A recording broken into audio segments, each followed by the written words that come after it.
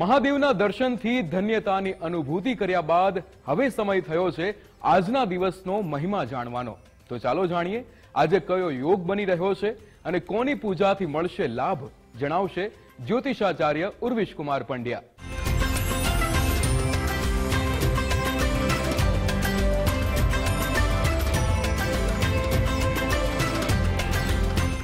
રામાય રામભદ્રાય રામચંદ્રાય વેદસે રઘુનાથાય નાથાય સીતાય હવતય નમઃ. નમો નમઃ. તમારા બધાનું સ્વાગત કરું છું તપોભૂમિ ગુજરાતમાં.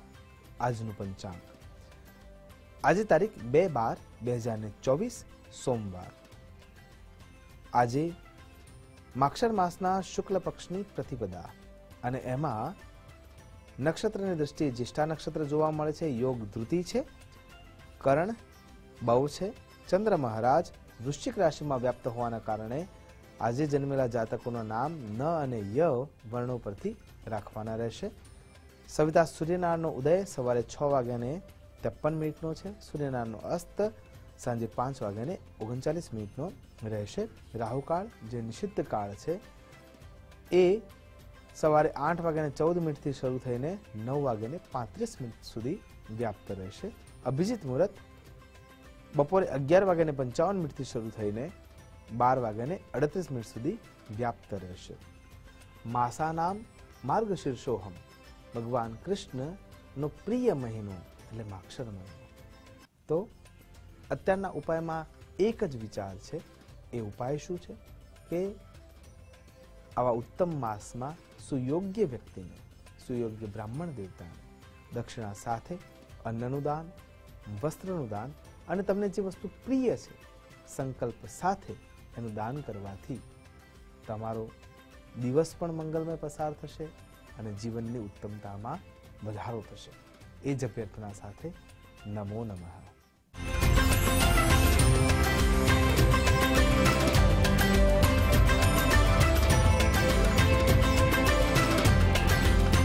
અઠવાડિયાના બધા જ દિવસોના સ્વામી એક એક ગ્રહ હોય છે અને તે ગ્રહની વ્યક્તિના જીવન પર ગાઢ અસર પડે છે.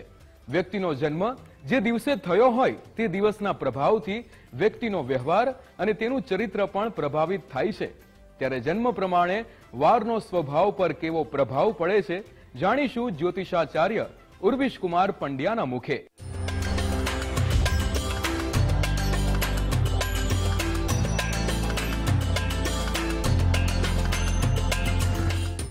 નમામિ શમીશાન નિર્વાણ રૂપમ વિભુમ વ્યાપકમ બ્રહ્મ વેદ સ્વરૂપમ નિજમ નિર્ગુણમ નિર્વિકલ્પમ નિરીહમ ચિદાકાશમાકાશ વાસમ ભજેહમ. નમો નમઃ. તમારા બધાનું સ્વાગત કરું છું આધ્યાત્મિક મહાશક્તિમાં. આપણો જન્મ જે વારે થયો છે, શું એ વાર પ્રમાણે આપણી પ્રકૃતિ બની શકે અથવા આપણા વિચારો બની શકે? હા, બની શકે. પણ કુંડલી, ગ્રહોની સ્થિતિ અને તમારું કર્મ અને તમારા ઉપર મુકાયેલા કોઈ દિવ્ય વ્યક્તિના આશીર્વાદ આની રીતે એ બદલાતું રહે છે. પણ જો ઓવરઓલ આપણે વિચાર કરીએ તો જે પ્રમાણે ગ્રહ નક્ષત્રનો વાર નક્કી કરવામાં આવ્યો છે અને એમનું જે લક્ષણ છે એ દિવસે જે જાતકનો જન્મ થાય છે એને એ પ્રમાણેની પ્રકૃતિ મળી શકે છે અને એ અનુસાર એનું વર્તન પણ જોવા મળે છે. સનાતન હિન્દુ ધર્મના નિયમોના અનુસંધાને જો જોવા જઈએ તો સપ્તાહની શરૂઆત રવિવારના દિવસથી થાય છે. કેમ કે રવિવાર એ સવિતા સૂર્યનારાયણનો દિવસ છે. જો આપણો જન્મ રવિવારના દિવસે થયો છે તો આપણી પ્રકૃતિ પણ એ પ્રમાણેની હોવી જોઈએ અને એ પ્રમાણેની થાય છે. જેમ કે સવિતા સૂર્યનારાયણની જે ઉર્જા છે અને એમની જે પ્રકૃતિ છે એમાં સૌથી પહેલું જે લક્ષણ છે એ છે નિયમિતતાનું. બીજું છે પ્રચંડ ઉર્જાનું. ત્રીજું છે જ્ઞાનવંતતાનું અને ચોથું છે સત્વ ગુણનું. તો આ 4 ગુણ જેનો જન્મ રવિવારે થાય છે ને એના અંદર જોવા મળે છે. જેમ કે સૌથી પહેલું લક્ષણ છે નિયમિતતા. સૂર્યનારાયણ ઋતુચક્રના આધારે ચોક્કસ સમયે પ્રગટ થતા હોય છે, ચોક્કસ સમયે દર્શન આપતા હોય છે, ચોક્કસ સમયે જ એ અસ્તાચળમાં જતા હોય છે. અને કહેવાનો અર્થ એટલા માટે જ છે કે જો રવિવારે કોઈ પણ વ્યક્તિનો જન્મ થાય છે અને એ પરિસ્થિતિઓથી વિપરીત જ્યારે પોતાની પ્રકૃતિને જાણે છે ત્યારે એનામાં વિચારવંતતા પ્રગટે છે અને એ વિચારવંતતાના આધારે એમાં સૌથી પહેલું લક્ષણ જોવા મળે છે નિયમિતતા. તો રવિવારે જન્મેલા જાતકો નિયમિતતાવાળા હોય છે, પ્રચંડ ઉર્જાવાળા હોય છે. કોઈ પણ કામને એક વખતે નક્કી કરી લે પછી એને પાર પાડ્યા વિના એ અટકતા નથી અને સાથે વિચારવંતતા પણ એમનું આગવું લક્ષણ બની જાય છે. બીજો દિવસ આવે છે સોમવારનો, જેના અધિષ્ઠાતા તરીકે આપણે વારની દ્રષ્ટિએ જોઈએ તો ચંદ્ર મહારાજ છે.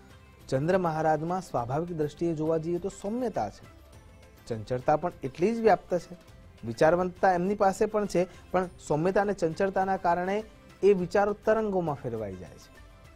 હા, સોમવારે જે વ્યક્તિ જન્મે છે એ ભોળ પણ એટલા માટે છે કે સાથે સાંભ સદા શિવની આરાધના પણ ત્યાં અસર કરતી હોય છે. બાકી જો ગ્રહોની દ્રષ્ટિએ જોવા જઈએ તો સોમવારે જે વ્યક્તિનો જન્મ થાય છે એ ખૂબ વિચારવંત હોય છે, એમની પાસે આઈડિયાઝ બહુ બધા હોય છે, પણ એ આઈડિયા એ પોતાના માટે એપ્લાય નથી કરી શકતા, એ બીજાના માટે ઉપયોગી થઈ જાય છે. બાકી એમની પાસે નવા નવા વિચારોની તરાહ છે, સર્જન શક્તિ પણ છે અને સાથે શીતળ સ્વભાવ પણ છે. ઉગ્રતા ક્યારે આવે છે? જ્યારે એ અસત્યને પોતાના ઉપર હાવી થતું જોવે છે ત્યારે. એટલે જે જાતકોનો જન્મ સોમવારના દિવસે થયો છે એમનું સ્વાભાવિક લક્ષણ અથવા સ્વાભાવિક જે ગુણ છે એ રજસ ગુણ હોય છે અને રજસ ગુણથી એ તમામ પ્રકારના નિર્ણયો લેતા હોય છે. ખૂબ ઉતાવળ કરવામાં એ માનતા નથી. મંગળવાર મંગળદેવના આધીન છે. મંગળદેવ પાસે ઉગ્રતા છે, સ્થિરતા છે અને સાથે ત્વરિતતા છે, પણ વ્યવહાર કુશળતા પણ એમની પાસે જોવા મળે છે અને સદૈવ એ પ્રતિષ્ઠાના ઈચ્છુક હોય છે. એટલે આ દિવસે જે જાતકોનો જન્મ થયો છે મંગળવારના દિવસે, એમના અંદર શક્તિ તો છે જ, ઉર્જા છે જ, પણ એ ઉર્જા કેવળ એમને પદ અને પ્રતિષ્ઠાના લક્ષ્યને લઈને આગળ વધારેલી છે અને એટલા માટે વ્યવહાર કુશળતા એમની પાસે ખૂબ હોય છે. અને વ્યવહાર કુશળતાની સાથે એ મેદનીને સંબોધન તો કરે જ છે, પણ કોઈ ખોટું હોય ને તો એને ટકોર કરવામાં પણ પાછા પડતા નથી.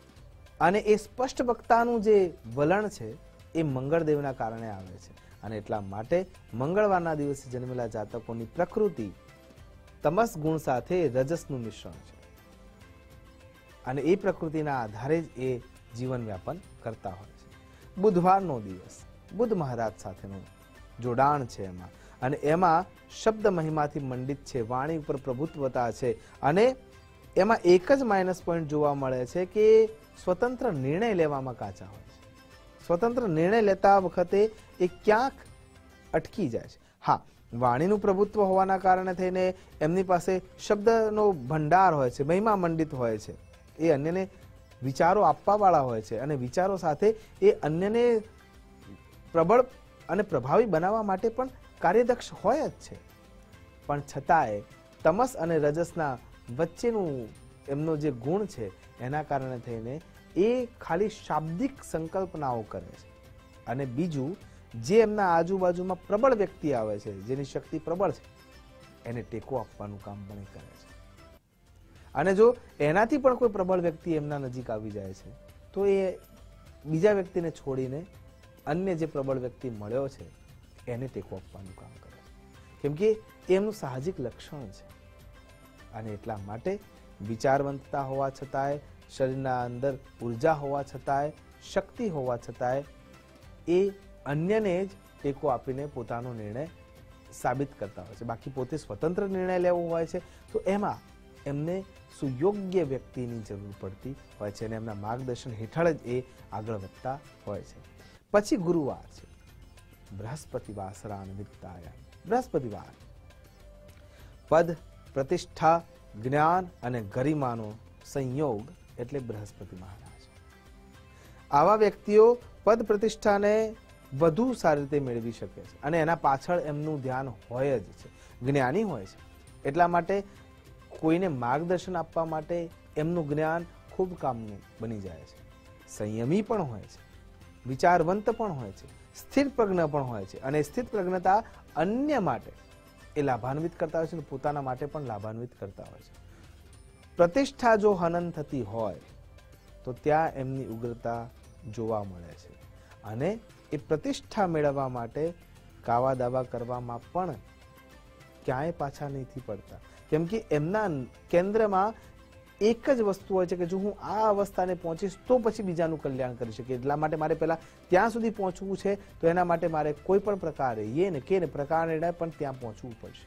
અને એ ગુરુ મહારાજનું સ્વાભાવિક લક્ષણ થઈ જાય છે. અને એટલા માટે એ જાતકો જે ગુરુવારે જન્મ્યા છે એ સ્પષ્ટ વક્તા તો હોય છે, સત્તા ઈચ્છુક હોય છે, અને એની સાથે સાથે એ અન્યને મદદ કરવાવાળા, ગુરુગ્રાહ્ય કરવાવાળા અને ગુણગ્રાહ્ય કરવાવાળા પણ હોય છે. શુક્ર મહારાજ ભૌતિક સુખાકારીથી મંડિત જેના વિચારો છે, જેને નાની અમથું વસ્તુમાં પણ શ્રેયસ કરતા જોઈએ છે, જેના વિચારોમાં ચંચળતા છે, પણ તમસ અને રજસ વચ્ચે જે દોડ્યા કરતું હોય છે, જેનો સ્વાભાવિક ગુણ શું છે? રજસ. રાજાશાહી જીવન જીવવું છે. કામ કરવા માટેની તૈયારી એમનામાં છે, પણ એમના આઈડિયાઝથી બીજાને કામ કરાવે છે. એ જાતે મહેનત કરવા માટે શુક્રના દિવસે જન્મેલા જે કોઈ પણ જાતકો છે એ વધારે તૈયાર નથી હોતા. એ માનસિક રીતે કામ કરવા માટે તૈયાર હોય છે. ટેકનોસેવી હોય છે અને ટેકનોલોજીના સાથે એ કામ કરીને ઝડપથી એનો લાભ લઈ લે છે. તરંગી વિચારો હોય છે એટલે એમની પાસે સર્જનાત્મક શક્તિ પણ વધારે હોય છે, અને સર્જનાત્મક શક્તિ દ્વારા ડિઝાઇનિંગ જેવા કામોમાં એ વધુ ઝડપી આગળ વધી જાય છે. સૌમ્યતા અને સુંદરતા વિશે વધારે પ્રબળ હોય છે, અને એના કારણે એમને એ ક્ષેત્રોમાં લાભ મળતો હોય છે. હા, પણ આનો માઇનસ પોઈન્ટ શું છે? આળસ, પ્રમાદ અને એદીપણું. વૈભવ જોયા પછી, થોડું મેળવ્યા પછી એ એને ભોગવવામાં લાગી જાય છે. એ નથી વિચારતા કે હજી વધુ હું આને પ્રબળ કરી લઉં, અથવા મારી આ શક્તિનો સુયોગ્ય રીતે ઉપયોગ કરી લઉં. અને એટલા માટે શુક્રવારના દિવસે જે જન્મેલા જાતકો છે એની પ્રકૃતિ રજસ પ્રકૃતિ વધારે હોય છે. ત્યારબાદ આવે છે શનિવાર. શનિવાર ન્યાયનું પ્રતીક છે, નીતિનું પ્રતીક છે, પ્રચંડતાનું પ્રતીક છે, દંડશાસ્ત્રનું પ્રતીક છે. અને એટલા માટે શનિ મહારાજની દ્રષ્ટિના આધારે જો જોવા જઈએ તો સત અસતને આ જાતકો ખૂબ જ સ્પષ્ટતાથી સમજી શકે છે. ન્યાય નીતિના વિષયમાં મર્મજ્ઞ હોય છે, અને સતત ક્રોધના વશાતમાં એ રહેતા હોય છે.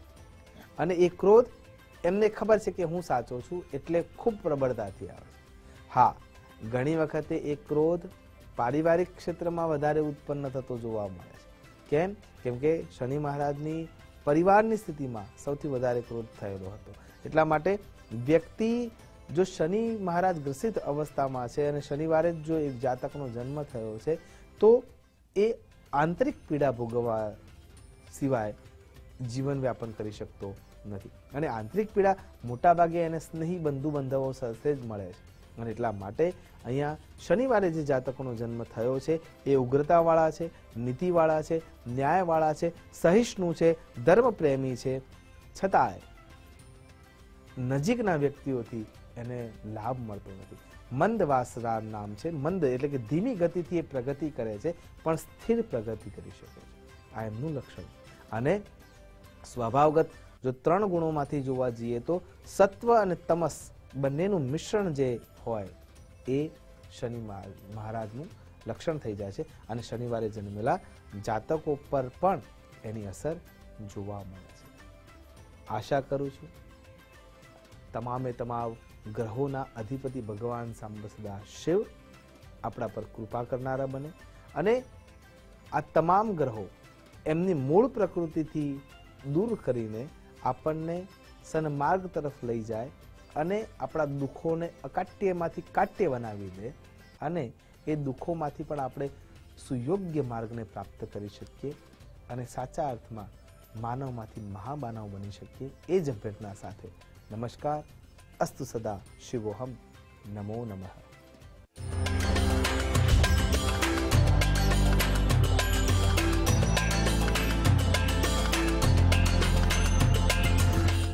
આજે આપણે તપોભૂમિ ગુજરાતમાં મહાદેવના દર્શન કરીને સુખ શાંતિનો અનુભવ કર્યો. બસ આવી જ રીતે ભક્તિના પથ પર આપણે મળતા રહીશું. પણ હાલ મને રજા આપશો. નમસ્કાર.